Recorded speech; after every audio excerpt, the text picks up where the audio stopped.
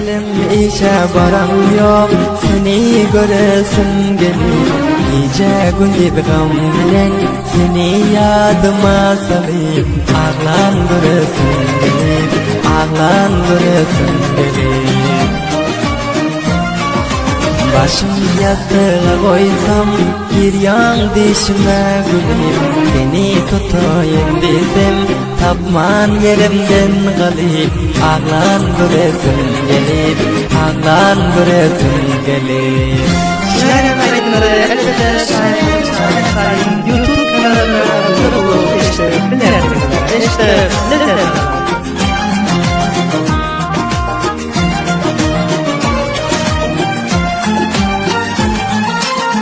Ah bu zalim yalan dünya koparmana koydu beni.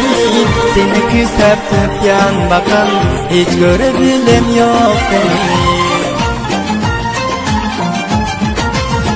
Her günüm gam bilen öter, ahir bul başıma yeter. Güzel güzel şehir bağlar, bana çay veren yok seni. Yaman, yaman, yaman cıdalık derdi, yaman cıdalık derdi.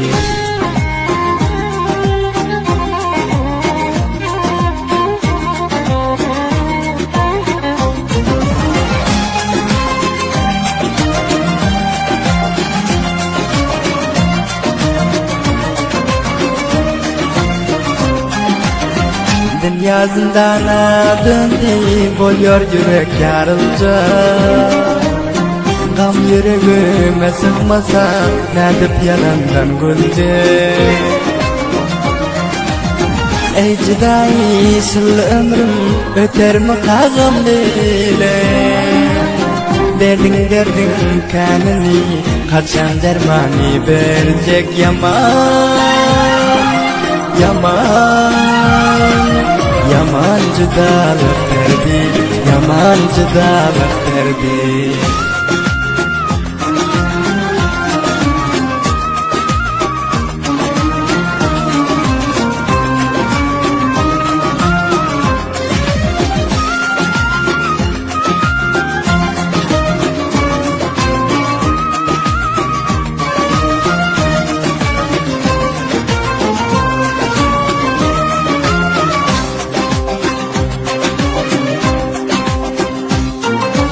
Yunusçıda yağbirde Nurullah senin şiirin.